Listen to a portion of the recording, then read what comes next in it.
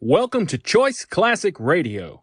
Like us on Facebook, subscribe to us on YouTube, and help keep this show alive by donating at choiceclassicradio.com. For more of your favorite old-time radio shows, join us on our companion podcast, Choice Classic Radio Detectives, where we bring to you tales from the greatest detective shows the golden age of radio had to offer. And now, with 946 episodes, broadcast on CBS Radio from 1940 to 1962, we bring to you Suspense.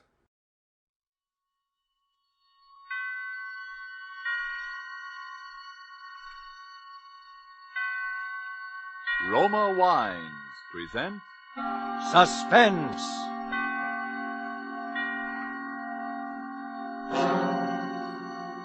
Roma Wines, made in California for enjoyment throughout the world. Salud. Your health, senor. Roma Wines toast the world. The wine for your table is Roma Wine, made in California for enjoyment throughout the world. This is the Man in Black, here to introduce this weekly half hour of Suspense. Tonight from Hollywood, we again bring you Mr. Orson Welles in the second of two consecutive performances starring Mr. Welles as the protagonist of Kurt Siodmak's novel, Donovan's Brain.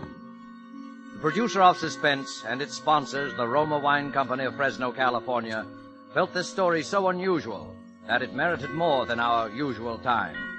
So in somewhat of a departure from established radio formulas, we are bringing you the story of Donovan's Brain in two parts. Part one you heard last Thursday, and tonight you will hear part two, the completion of Donovan's Brain. But before we raise the curtain on our suspense play, let's for a moment wish ourselves away to Havana, Cuba, seated at a table in the fashionable Hotel de Nacional de Cuba.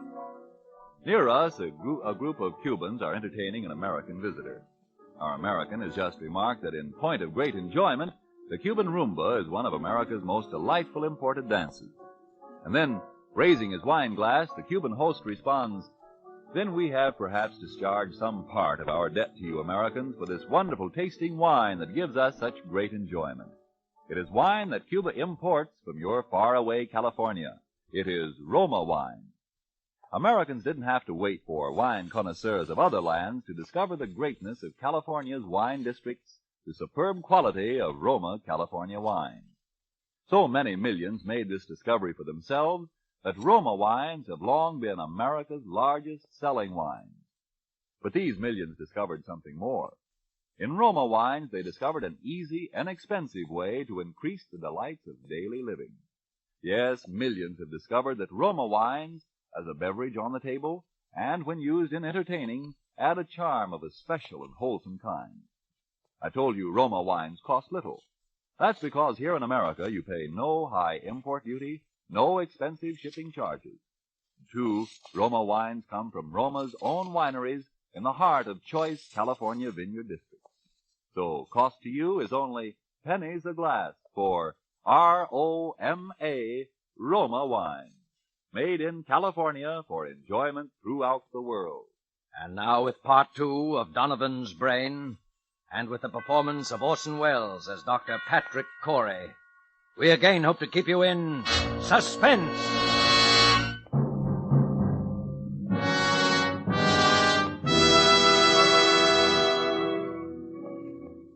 As I sit now outside my laboratory door writing, under the heading Experiment 87, this final entry in my casebook, I know that these are the last words I shall ever write upon this earth. For those who seek some explanation, I refer them simply to this casebook. Let them read it carefully. Perhaps they may then in some measure understand, if not condone, the awful circumstances under which I have been driven to the most appalling crime against God and nature that it has ever been the fate of mortal man to perpetrate.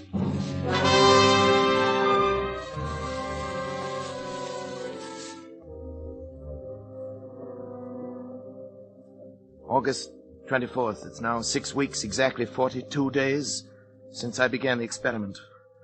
For 6 weeks, by artificial means alone, I have kept alive a human brain, completely detached from the body, floating in a bath of serum, nourished by a synthetic blood plasma fed through its arteries by an electric pump, it has remained alive. Not only alive, but I have succeeded in communicating with it. For I've even induced new growth of brain cells and so tremendously increased its mental faculties that by sheer brain power alone, it has actually been able to communicate its thoughts to me. And each day my communion with that living, pulsing mass of gray matter that was the brain of William Donovan becomes stronger and stronger. Even now I sense it striving to reveal some plan to me, something so truly world-shaking in its implications that only such an organism, developed to a point thousands of years ahead of its time, could ever have conceived it. So far I sense this only, but soon I shall know. Indeed, I shall be partner in its execution. What a fool I was ever to have considered for a moment my wife's demand that I end the experiment. It's because I refused, of course, that Janice left me a week ago without so much as a word of explanation or farewell.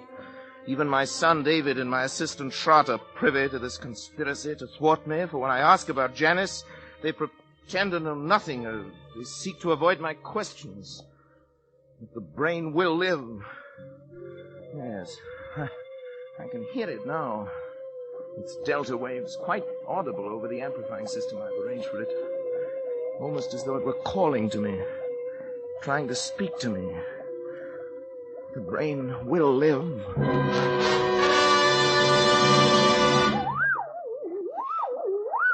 Donovan?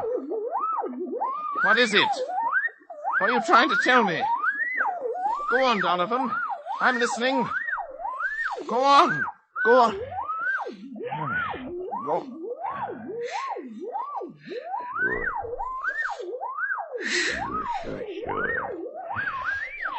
Sure. Who is it?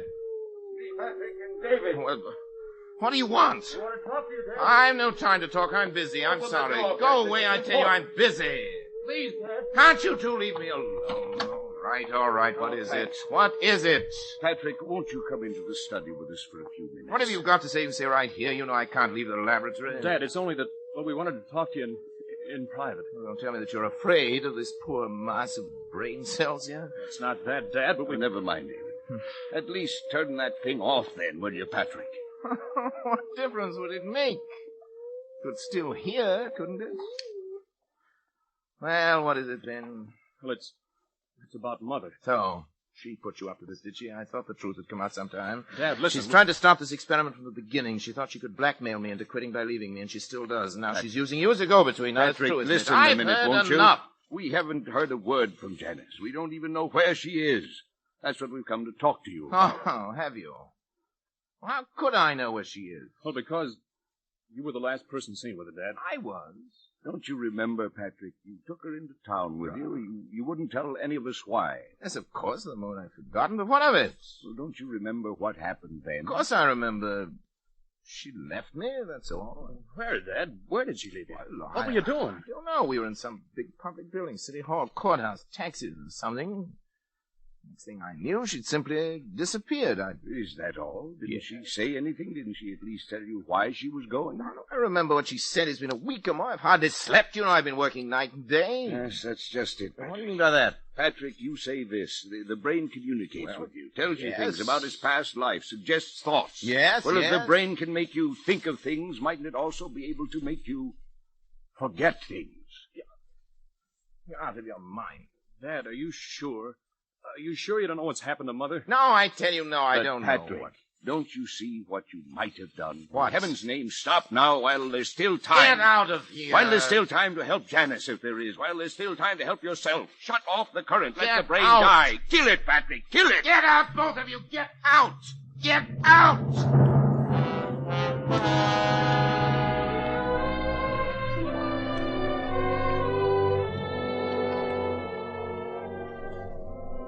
August 26th.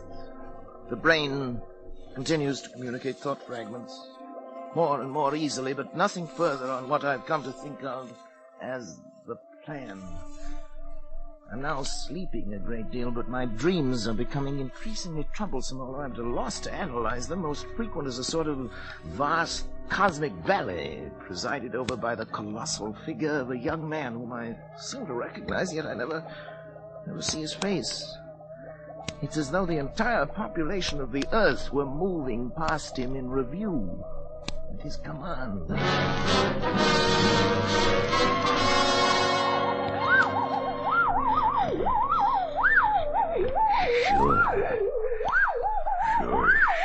Sure. Now. Do it now. Now. Sure, now. Help me, someone! Help! Shroud! Dad, let go, Dad! David! Head to Dad. Never mind now. Here, help me with Shroud. He's fainted. No, David, don't let him. It's all right now. Here's a glass of water. What's the matter? You're trembling all over. You Looking at me that way for you. Look, I'm frightened after death. Dad, you... What happened here anyway? I came and found you on the floor with your hands around your own throat. Stand in for me. Why's your luggage all packed? I was going to leave. Leave in the middle of the night? Why? Because The fuse box has been opened. It was you, Schrott. You were going to shut off the current. You were going to kill the brain. Patrick, you tried to strangle me. What? It's true, Dad. That's why I had to slap you. It's absurd. I came in here and found Schrott with his hands around his own throat. He was strangling himself. Dad, please think a minute. Nobody can strangle himself. Look at these marks on my throat. Do you think I could have done that? Oh, it's not possible, and yet... It's true, Patrick, that I tried to shut off the current. I was afraid for you.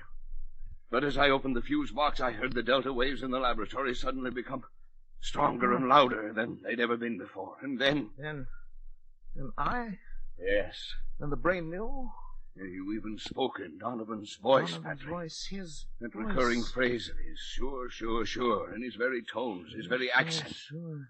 You've created a monster, Patrick. It has the power to make me commit murder. The brain must die. Pull the switch in the fuse box, Patrick. It will only be a matter of seconds, Yes. and then... Yes, but You've got to, Patrick. Schrott, David, help me. I can't move. Come to me. Pull the switch, hurry. Schrott, David, go on. You too? It's paralyzed, Dispatch. The brain won't let itself be killed. Then it has the power to live on. And on. To command us as long as we live. To make us do anything it wants. To kill. Murder. Dad, what are we going to do? Listen. Brain. It's laughing.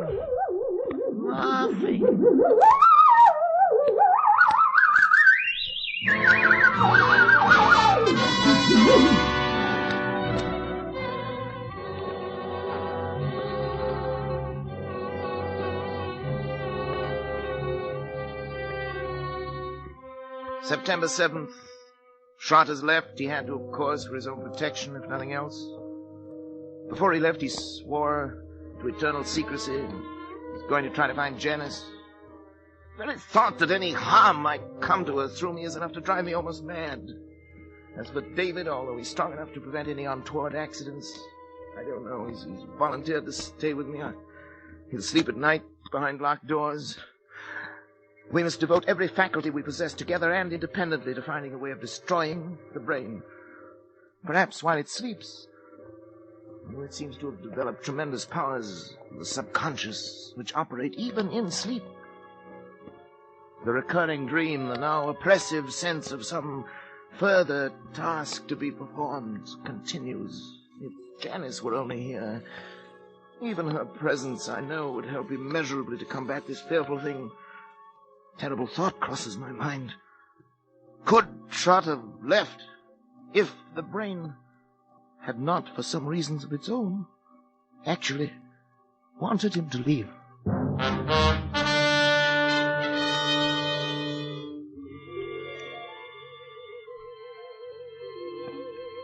September 10th. My thoughts are less and less my own. The dream of the young giant bestriding the earth, the figure without a face, pursues me now, even in my waking hours. Increasingly, I seem to live in a world of evil fantasy, peopled and controlled by the mind of William Donovan.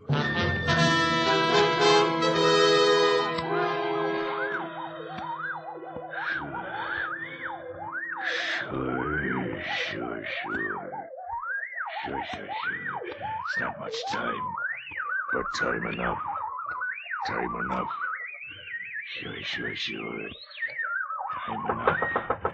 Sure. Hello? Who is it?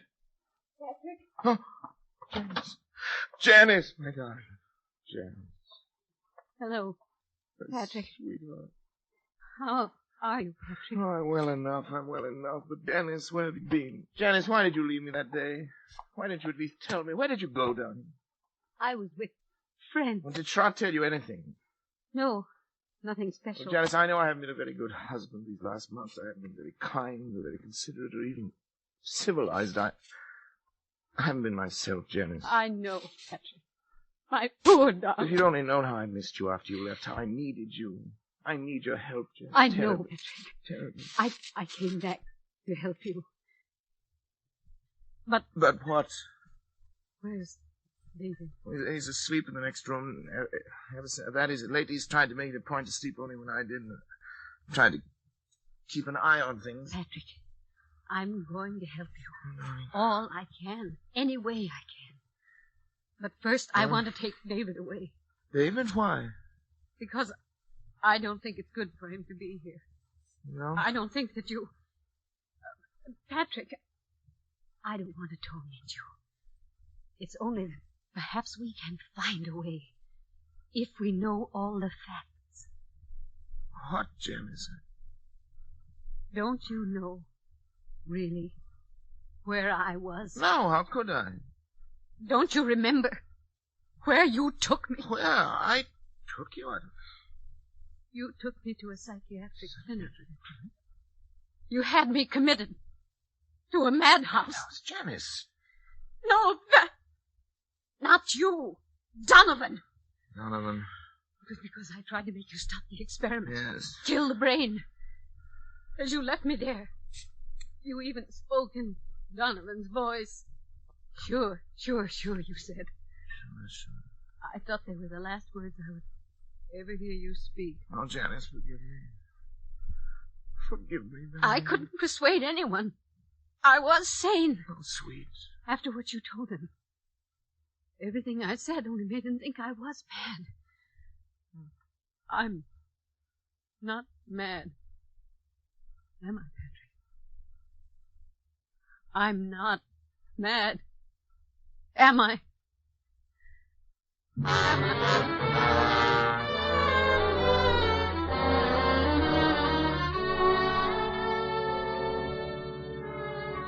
Janice will be gone for some 3 hours. I've sent her into town for Dr. Zanger, the psychiatrist.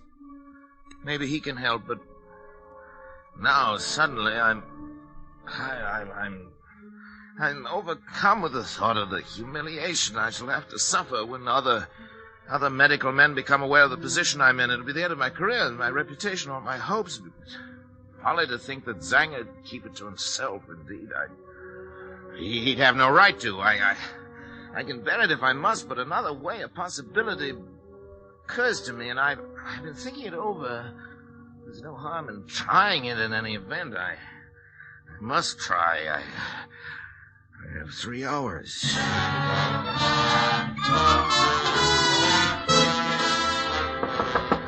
David! Yes, Dad? David, what's your blood type? Do you know your blood type? Matter of fact, Well, I don't think I do. Why? No matter. We can easily find out. David, I think at last I know a way. To kill the brain? It's simple. It's perfectly natural, and yet 9 chances out of 10 is something Donovan had never known about. I'll do it myself. Unfortunately, my blood type and his are...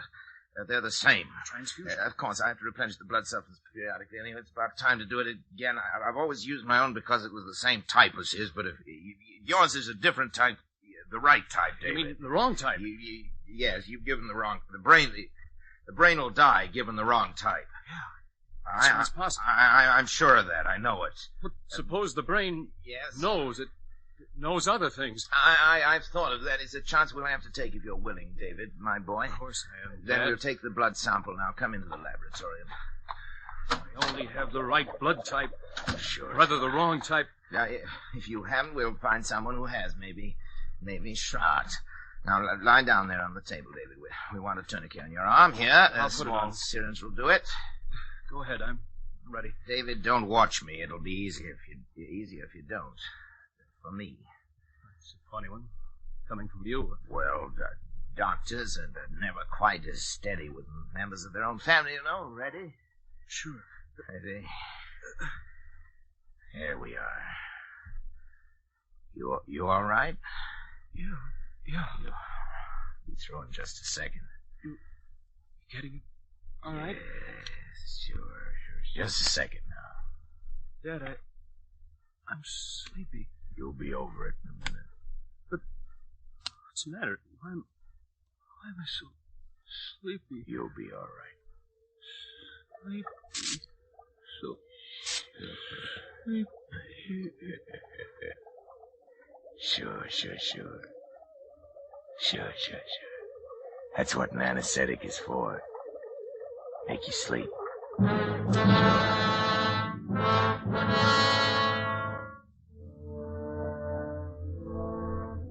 I was somewhat surprised to find the instruments sterilized, already laid out, but I worked more rapidly and skillfully than ever before in my life, I think. I made an incision just below the hairline, laying back the scalp as far as the base of the skull. I trepanned the cranium at 2-centimeter intervals, working back and downwards to the upper edge of the occipital bone. With the Geely saw, I cut through the connecting bone structure and removed the entire top of the cranium, placing it in saline solution to preserve it. I made a semicircular incision in the dura mater, laying it to one side, exposing the brain. As I dissected out the facial, auditory, and pneumogastric nerves to free the medulla oblongata, I became conscious of an insistent clamoring, something like a mounting hysteria in the distant reaches of my mind. Almost as strong as the irresistible compulsion that drove me on. But my hand did not falter. With a sure stroke, I severed the spinal cord just below the first cervical nerve.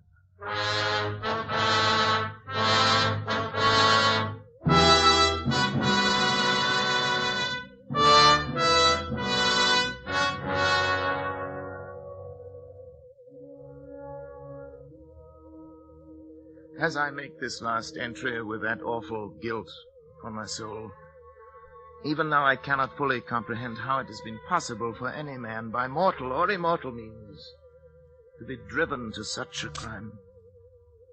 Even the divinity himself did not demand of Abraham that final sacrifice of expiation, when he, with his only begotten son, ascended the Mount of Olives. Perhaps Schrott is right. Perhaps there is indeed in man some spark of the divine that will elude our test tubes and our laboratories until the end of time. Perhaps that is the one thing that even Donovan did not foresee. I only know that at the instant my son died under my own hand, I was set free. At that instant, I saw and understood for the first time that monstrous plan born in the brain of William Donovan, of which I was to be the instrument.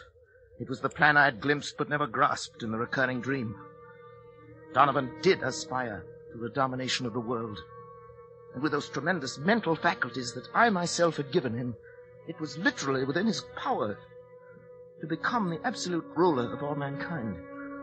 Only one thing was lacking, a young, strong body into which those ever-growing brain cells could graft and affix themselves to live on, and on perhaps for centuries. He chose the body of my son, and now, my son, at last too late.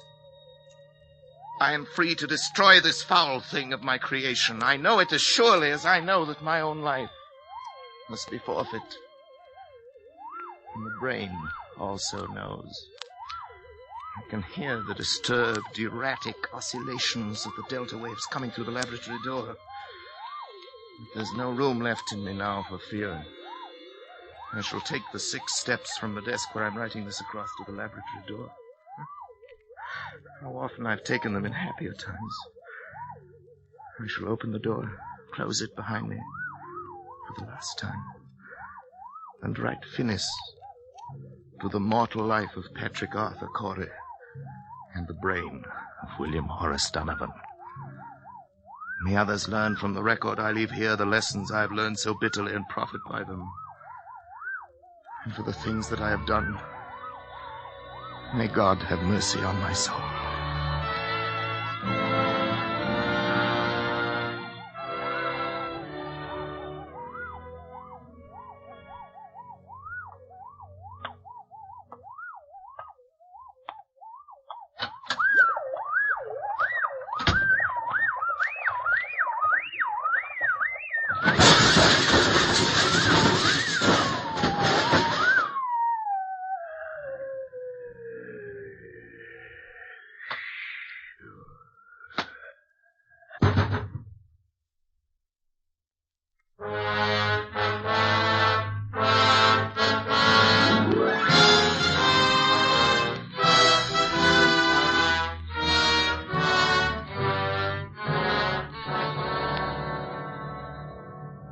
Phoenix, Arizona, September the 15th. The bodies of Dr. Patrick Arthur Corey and his son David were found in Dr. Corey's own laboratory early today. Young Corey had apparently died on the operating table as a result of a delicate brain operation performed by his father. In the case of Dr. Corey, medical authorities gave as their opinion that he might have died of shock as a result of the unsuccessful operation on his son. A curious feature of the case was the fact that numerous pieces of tissue identified as being from a human brain were found scattered about the laboratory floor, while a larger section of brain was found in the midst of an elaborate apparatus, evidently part of a scientific experiment. Medical authorities stated, however, that they were unable to explain the nature of the apparatus, and that the brain itself was in such a state of decomposition as to indicate that it had been dead and slowly decaying for at least 3 months. Dr. Corey is survived by his wife, Janice. She was committed to the County Asylum for the Insane late this afternoon. Burial of Dr. Corey will be at the Mount of Olives Cemetery.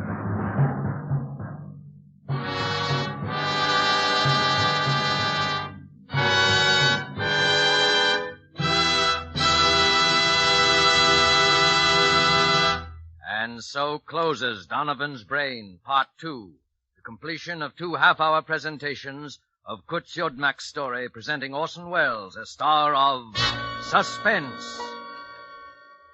Suspense is produced and directed by William Spear. Did you know that these Roma Wine suspense dramas are setting a record for the millions of delighted listeners they are attracting? We want you to feel that by tuning in the Suspense program every week, you can count on real radio enjoyment. Well, in even more dramatic style, the popularity of Roma Wines is also record-breaking, because Roma Wines are by far America's largest selling wines. Millions make sure of great wine enjoyment simply by asking for Roma Wines.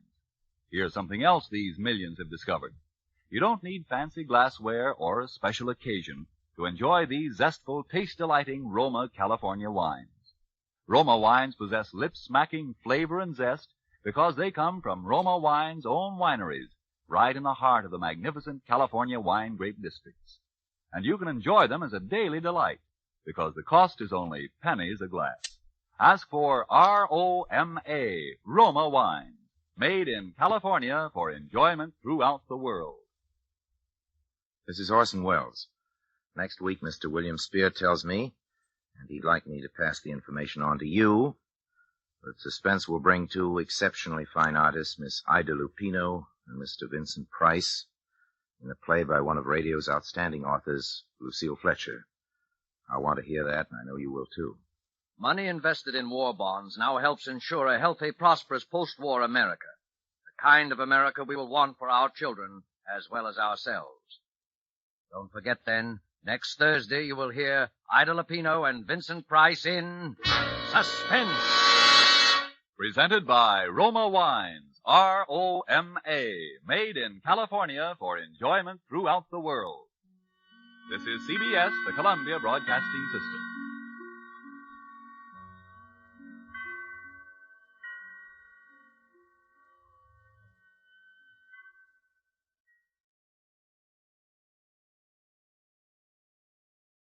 That concludes today's episode.